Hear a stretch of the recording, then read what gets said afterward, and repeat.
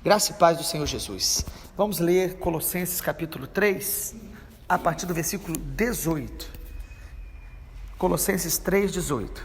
Esposas, que cada uma de vocês se sujeite a seu próprio marido, como convém no Senhor. Maridos, que cada um de vocês ame a sua esposa e não a trate com amargura. Filhos, em tudo obedeçam a seus pais, pois fazer isso é agradável diante do Senhor. Pais, não irritem os seus filhos, para que eles não fiquem desanimados. Servos, obedeçam em tudo aos seus senhores aqui na terra, não servindo apenas quando estão sendo vigiados, visando somente agradar pessoas, mas com sinceridade de coração, temendo o Senhor.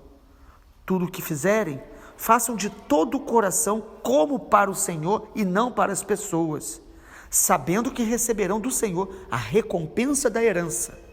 É a Cristo, o Senhor, que vocês estão servindo. E quem fizer injustiça, receberá em troco a injustiça feita. E nisto, ninguém será tratado com parcialidade. Vamos ler também o capítulo 4, versículo 1. Senhores, tratem os seus servos com justiça e igualdade, sabendo que também vocês têm um Senhor no céu. Amém. Vimos ontem que o capítulo 3, a direção do Espírito Santo através de Paulo para a igreja na cidade de Colossos, é que eles pensem e busquem as coisas do alto. O nosso coração, a nossa mente precisa estar voltado para Jesus, os seus valores e a cultura do céu, a cultura do reino de Deus. Nós não podemos nos apegar às coisas da terra. Nós temos que nos apegar cada dia mais, buscar, pensar, e isso exige de nós decisão, escolha, esforço, intenção de buscar o Senhor, conhecer a Jesus, as riquezas da sua glória, a sua grandeza, pensar na vida eterna, pensar na grandeza, na glória de Deus. Porém, amados, há muitas pessoas que entendem errado. Eles acham que pensar nas coisas do alto é se tornar negligente nas coisas da terra. E a partir agora do versículo que lemos agora, Colossenses 3,18, Paulo começa a mostrar, o Espírito Santo através dele, como que a nossa vida em Cristo, como que a nossa vida cheia das coisas celestiais deve se manifestar na terra, nas coisas do dia a dia. Então o capítulo 3, a partir do versículo 18, a direção do Espírito Santo é como manifestar Cristo no dia a dia, na vida diária. As pessoas não têm dificuldade de vir a um culto, de ouvir uma palavra, de vir a uma reunião no domingo à noite, mas o grande desafio da igreja é viver Jesus no dia a dia. Cristianismo não é participar de reuniões cristãs ou apenas seguir um manual de doutrinas. Cristianismo é um encontro com Jesus dia a dia. É um relacionamento com Jesus diário. Todos os dias nós precisamos dessa comunhão, dessa busca, desse clamor para conhecer a Jesus, nos voltar para as coisas celestiais. Porém, nossa mente precisa estar no céu e os nossos pés na terra. Como manifestar Cristo no dia a dia? O apóstolo Paulo nos dá aí orientação, pelo menos de 6 tipos de funções que nós precisamos manifestar Jesus. Primeiro, as mulheres. Começa com as esposas aí, versículo 18. Você é de Jesus? Esposas, cada uma de vocês se sujeite ao seu próprio marido. É muito interessante perceber a similaridade da carta de Paulo aos Colossenses com a carta de Paulo à igreja de Éfeso. São muitos os aspectos similares. E é interessante que a cidade de Colossos era próximo de Éfeso. E Paulo, também no final da carta aos Efésios, a partir do capítulo 5, Paulo também vai falar ali sobre esposas, maridos, filhos. E aqui ele começa então a falar como nós devemos viver o cristianismo dentro da nossa família. Mulheres, se sujeitem aos seus maridos. Ser submissa, se sujeitar. E é interessante que ele diz, como convém no Senhor, versículo 18. O que ele está dizendo? Que quem realmente conhece Jesus, por amor a Jesus, vai se sujeitar ao marido. Não é por uma imposição, uma lei, uma doutrina, mas é porque nós conhecemos a Jesus, o Espírito de Jesus leva as esposas a se submeter ao marido. Submeter tem a ver com honrar. Submissão é uma missão ao lado, apoiando o marido. Um respeito, uma honra, uma obediência em amor. Então a esposa ser submissa aos maridos é manifestar Jesus no dia a dia. E por que será que a Bíblia diz que a mulher deve ser submissa? Porque a natureza da mulher é mais independente, e nós precisamos da graça de Jesus. Na nossa força a gente não faz isso. Perceba que o texto todo diz: busque as coisas do alto, pense nas coisas do alto, busque ao Senhor. E aí você, se relacionando com Jesus, o Espírito Santo, amado, sempre vai nos alinhar aos princípios do céu, às verdades de Deus, aos mandamentos bíblicos. O nosso coração pode nos enganar, achando que a gente pode viver de qualquer maneira, e eu estou orando, eu estou jejuando, e Deus está abençoando. Não, amado, Deus vai nos alinhar aos princípios dele. Esposas serão submissas aos maridos por amor a Jesus, não é por imposição. O texto fala aí, como convém ao Senhor. Mas o mandamento bíblico é para todos. Maridos, versículo 19. Maridos, amem a sua esposa, versículo 19, que cada um de vocês ame a sua esposa e não a trate com amargura, trate-a com paciência, mansidão, manifeste o amor de Cristo. Lá em Efésios Paulo fala, né, como Cristo amou a igreja e se deu por ela. O mandamento aqui para o marido é: ame a sua esposa intensamente, cuide dela, trate-a com toda consideração, amor, paciência, não deixe a amargura contaminar o seu coração. É um mandamento, por quê? Porque o homem, muitas vezes, nós somos relaxados com essa atenção que a esposa precisa, com esse cuidado, com essa paciência. Então o Espírito Santo vai nos alinhando. Se nós buscarmos ao Senhor Jesus com sinceridade e pensarmos nas coisas celestiais, Deus vai nos levar a amar as nossas esposas com alegria, não com imposição, com deleite nisso, sabendo que isso é uma honra, porque as nossas esposas são nossas irmãs em Cristo, são filhas de Deus. Nós vamos enxergar, amado, o nosso dia a dia na ótica celestial. E lembre-se que nenhum mandamento é condicional ao outro. A esposa não deve ser submissa se o marido a ama, e nem o marido amar se a esposa é submissa. O mandamento é o fluir de Jesus e do Espírito Santo em nós. Através da graça de Deus, o Senhor vai nos ajudando todos os dias. Isso aqui são mandamentos que nós vamos aprendendo todos os dias, e que nós temos que ser humildes quando a gente erra, quando a gente percebe que esses princípios de Deus, em alguns momentos, se esfriam no nosso coração. Precisamos ser honestos, pedir ao Senhor misericórdia e voltar a buscar as coisas do alto, contemplar o Senhor e deixar o nosso coração ser moldado pelo céu. Maridos vão amar as esposas e vão ser gratos a Deus, porque deu um presente que é o casamento. Em terceiro lugar, o conselho de Paulo aí, ou direção do Espírito Santo, é para os filhos. E aí engloba todo mundo. Versículo 20 diz: filhos, em tudo obedeçam aos seus pais. Quanto mais eu e você conhecemos a Jesus, mais nós vamos honrar os nossos pais, mais nós vamos amá-los, mais nós vamos respeitá-los. Seu pai e sua mãe podem ser os mais difíceis, os mais oprimidos pelo diabo, mas o Espírito Santo em nós nos faz respeitá-los. Obedecer aqui não é fazer tudo que os pais mandam, no sentido de manipulação. Muitas vezes alguns pais querem que os filhos desobedeçam a Deus. A obediência é condicional, a honra é incondicional. Então o texto diz: filhos, em tudo obedeçam a seus pais, pois isso é agradável diante do Senhor. Está falando dessa prontidão em ouvi-los, obedecê-los, no sentido, seja pronto, respeite-os, considere-os, escute-os. E enquanto nós também conhecemos ao Senhor, quanto mais conhecemos ao Senhor, o versículo 20 diz que a gente obedece aos nossos pais, e isso é agradável diante do Senhor. Nós vamos perceber que isso agrada a Deus. Por que Deus se agrada quando os filhos obedecem aos seus pais? Será que porque Deus gosta de estabelecer algumas regras? Não, amado. Porque o teu coração vai sendo liberto da rebeldia, vai sendo liberto da amargura, vai aprendendo a honrar o próprio Deus, porque cada autoridade que Deus coloca sobre nós, os nossos pais, pastores, governantes, são representantes de Deus.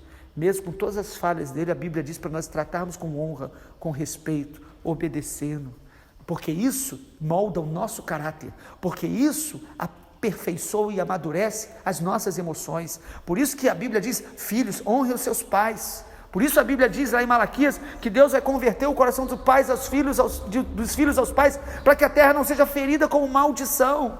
Por isso o mandamento bíblico com promessa é: os filhos que honram os pais terão vida longa. E longevidade não são só os dias de vida, mas a qualidade da vida. Quanto mais eu e você aprendemos a honrar os nossos pais, obedecê-los em amor a Cristo, nós vamos crescendo, sendo aperfeiçoados. Amados, quando a gente fala de algo que é direto para nós, ou ouve da palavra, dói na gente, não dói? Mas se a gente estiver em Cristo, pensando nas coisas do alto, essas coisas vão fluir naturalmente. Nós vamos sendo aperfeiçoados pela graça. Agora, se nós nos tornarmos religiosos, teimosos, nós vamos sempre ler a Bíblia pensando nas pessoas. E quando falar algo para a gente vai fechar o coração e vai dar explicação. A gente às vezes diz que está tendo experiências com o Espírito Santo, mas isso não está mudando em nada no nosso dia a dia. Nós precisamos ser honestos.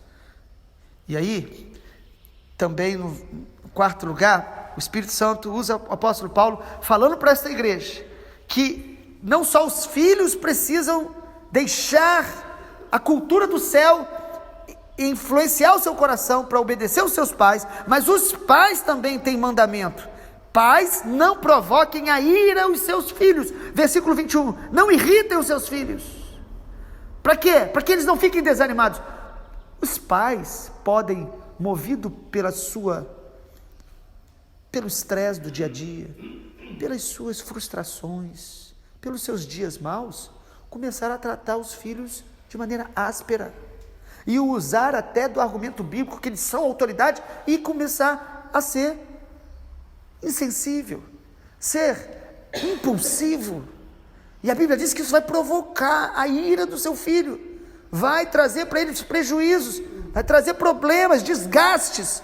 Então, amado, quem está em Cristo sabe que Deus vai cobrar de cada um de nós, na função que a gente exerce na família, ser igual a Jesus, amar igual a Jesus, corrigir igual a Jesus.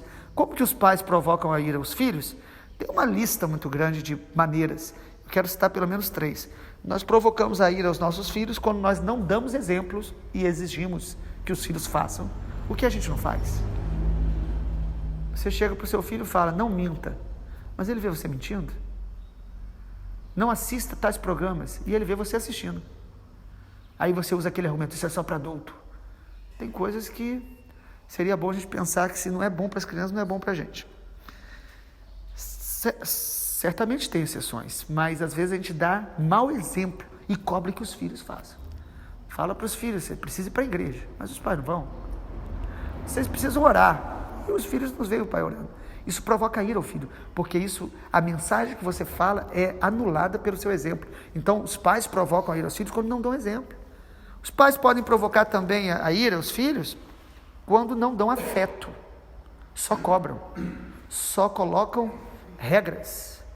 O pai e a mãe devem ensinar os filhos a se relacionar, amando seus filhos, expressando seus sentimentos, e cada pai e mãe tem uma maneira de expressar, é óbvio, tem pessoas que são mais afetuosas, mas todos nós precisamos expressar, demonstrar carinho e amor. E em terceiro lugar, os pais podem provocar a ira aos filhos, não colocando limites.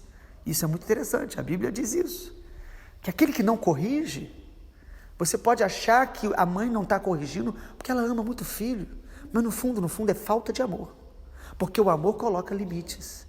E limite é uma maneira de você corrigir seu filho. Na hora, ele pode ficar irado, mas depois aquilo produz bênção. Então, não colocar limite é provocar a ira ao filho, é treinar no filho para se tornar uma pessoa imatura, com baixa tolerância à frustração. Quantos hoje não sabem lidar com nenhum tipo de adversidade? Porque os pais nunca colocaram limite. Amados, são mandamentos bíblicos que, quando a gente fala de conhecer a Jesus, centralidade de Jesus, Paulo está falando o tempo todo disso para uma igreja. Quando a gente pensa em viver o cristianismo na essência, o cristianismo verdadeiro transforma a nossa vida no dia a dia e começa em nossa casa. Os pais vão dar exemplo para os filhos, amá-los e vão colocar limites. Em quinto lugar, o quinto tipo de pessoa que recebe essa palavra de Deus, como viver Jesus no dia a dia, são os servos. Versículo 22, servos, obedeçam em tudo a seus senhores. Aqui na terra, você busca as coisas do céu, você vai ser uma pessoa fiel no lugar onde você trabalha. Você vai ser uma pessoa que se dedica no seu ambiente de trabalho, na sua profissão. Quantas pessoas se dizem do Senhor e não sabem ser provados no dia a dia, no trabalho, no ambiente de trabalho, que todos nós teremos os ajustes, os nossos dias de desgaste naquele ambiente. Mas quem é do Senhor vai ter uma postura de obedecer o patrão, tratá-lo com respeito. O texto está claro, irmãos. No versículo de número 22 diz: obedeçam em tudo aos senhores aqui da terra. Estejam ali dispostos a servir com amor, com alegria, com gratidão. Quem busca as coisas do céu será fiel às coisas da terra. A não ser se a pessoa vive de misticismo, de fantasia espiritual, como alguns, que diz que Deus fala com eles, mas não fala sobre o caráter deles. O que é isso? Não trata do dia a dia. O servo vai ter prazer de trabalhar. Ah, mas aonde eu trabalho? Eu sou lá uma pessoa que desprezada, o meu serviço lá é muito pequeno, Deus vai me honrar, eu ainda vou ser muito grande. Não, amado, quem ama Jesus vai ter prazer de fazer as mínimas coisas com alegria, com excelência. Às vezes na empresa, se faltar a pessoa que limpa, outras áreas você consegue alguém para substituir. E às vezes aquele que limpa a empresa faz uma falta que ninguém substitui, porque ele é importante. Então, a mente, a consciência de quem está em Cristo, ela é tão moldada. Sabe quem Deus usou para transformar, curar e libertar a vida de Naamã? Personagem bíblico tão conhecido. Foi a menina que trabalhava na casa dele, como escrava, longe da terra dela, e ela estava ali, falando do Senhor, de Yahvé, do profeta de Deus, e deu uma palavra para ele procurou o profeta, ele foi curado, a salvação entrou naquele homem. Amado, Deus quer nos usar no lugar onde nós estamos plantados. Deus te plantou num lugar para você ser bênção ali, independente da sua função. Então os servos, eles vão obedecer em tudo, e aí, da mesma maneira, outros textos bíblicos nos mostram quando o seu Senhor não te mandar fazer algo que contraria a palavra de Deus. E aí ele diz, não servindo, olha o que o Espírito Santo diz de maneira clara no versículo 22, não servindo apenas quando estão sendo vigiados. Tem pessoas que quando a gente está olhando, elas trabalham. Se não tiver ninguém vigiando, elas são desonestas, elas são mentirosas. O texto fala disso, né? Visando somente agradar pessoas. Ele diz, não faça isso, mas com sinceridade de coração, temendo o Senhor. Eu sirvo as pessoas pelas quais eu presto serviço no meu trabalho, com sinceridade, mesmo quando não estão me vigiando, porque eu temo ao Senhor. E tudo o que fizer, versículo 23, faça de todo o coração para o Senhor e não para as pessoas. Quem busca o Senhor Jesus, quem está realmente vivendo uma vida em Cristo, ele vai trabalhar para Deus. Onde você trabalha? Eu trabalho para Deus. Em que lugar? No posto de gasolina. Ah, é para Deus lá? As pessoas até ironizam isso, né? Ah, trabalhar para Deus é só se você for um pastor, um missionário. Tem muito pastor e missionário que não trabalha para Deus. Eles trabalham para eles mesmos, para terem vantagens. Agora eu conheço muitos enfermeiros que trabalham para Deus, carpinteiros que trabalham para Deus. Os puritanos na Europa, após a reforma protestante, eles entenderam que viver o evangelho é você servir a Deus com excelência em tudo o que você faz. E isso gerou nações onde a prosperidade veio com muita abundância, porque Suíça, Alemanha, e foram fundadas debaixo do princípio dos puritanos. Infelizmente, atualmente essas nações, elas perderam a essência do Evangelho, vivem um esfriamento, e isso aconteceu no decorrer da história, onde não só a teologia que anulou a intervenção sobrenatural de Deus, né? A teologia liberal entrou na Europa e devastou essas nações. Hoje tem um cristianismo teórico, e chegou um momento que às vezes substituíram Deus pela prosperidade material. Esse é o grande engano que ocorreu com eles e pode ocorrer conosco, mas o fundamento deles era: tudo que você fizer, faça para Deus. Você trabalha, a dona de casa, cuida bem da casa porque ela está fazendo para Deus, e isso traz alegria no trabalho, isso traz excelência, isso traz paz ao ambiente. Amados, nós precisamos ouvir o Espírito Santo através dessa revelação. Versículo 22, tudo o que fizer, faça de todo o coração. Mas eu recebo pouco, eu não sou valorizado, lá no ambiente as músicas que tocam são terríveis. Meu irmão, você trabalha para Deus, e quando você trabalha para Deus, a canção dentro do seu coração é a canção do Espírito Santo, que enche o seu coração. E o versículo 24 diz: sabendo que receberão do Senhor a recompensa da herança. É a Cristo o Senhor que vocês estão servindo. E quem fizer injustiça receberá em troco a injustiça feita. Sabe o que o texto está dizendo, né, irmãos? Tudo que você faz aqui para Deus, mesmo as coisas mínimas, o Senhor recompensará. E tudo que você está fazendo de mau caráter e de engano, o juízo de Deus virá. Amado, a recompensa que Deus tem para nós é incomparável diante do que a gente pode imaginar. Mas preste atenção numa coisa: as consequências da nossa mentira, do engano, do nosso orgulho, o juízo de Deus também será muito mais terrível. O inferno é muito pior do que aquilo que você e eu podemos imaginar, porque é o juízo de Deus. Para concluir o capítulo 4, eu peguei também o versículo 1, porque ele termina essa série de conselhos, ou melhor, mandamentos do Senhor. Versículo 1 diz: senhores, tratem os seus servos com justiça e igualdade, sabendo que também vocês têm um Senhor no céu. E aí o conselho final é para os que têm autoridade, os que são aqueles que são os que têm debaixo da sua liderança pessoas que você de alguma forma exerce ali influência. O texto está dizendo: tratem com justiça e equidade, igualdade, porque há um só Senhor na terra. Quantas pessoas que são do Senhor, mas quando estão na frente de algum trabalho, elas são injustas. Precisamos ser justos, honestos, acertar nossas contas. Nós precisamos refletir Jesus no nosso caráter, no dia a dia. Amado, esse é o chamado do Espírito Santo. Quem busca as coisas do alto será fiel às coisas da terra no seu dia a dia, e com alegria, e por causa de Cristo, não por causa de uma religiosidade ou por causa de uma regra imposta. Ele vai fazer por causa de Jesus e vai se deleitar em ser honesto. Vamos orar. Pai, obrigado, a tua palavra é tão direta para nós, e ela nos lapida, ela nos ilumina, ela nos santifica. A minha oração, Pai, no nome de Jesus, nosso clamor nessa manhã é que o Senhor nos ajude dia a dia a perceber a direção do teu Espírito Santo, nos corrigindo, nos moldando e nos enchendo do amor de Jesus, da graça de Jesus, da humildade de Jesus, para viver o nosso dia a dia, revelando o bom perfume de Cristo. O reino de Deus, a cultura do céu se revele na terra em tudo que nós fizermos. O nome do Senhor Jesus seja honrado e glorificado. Amém, Senhor. Glória a Deus.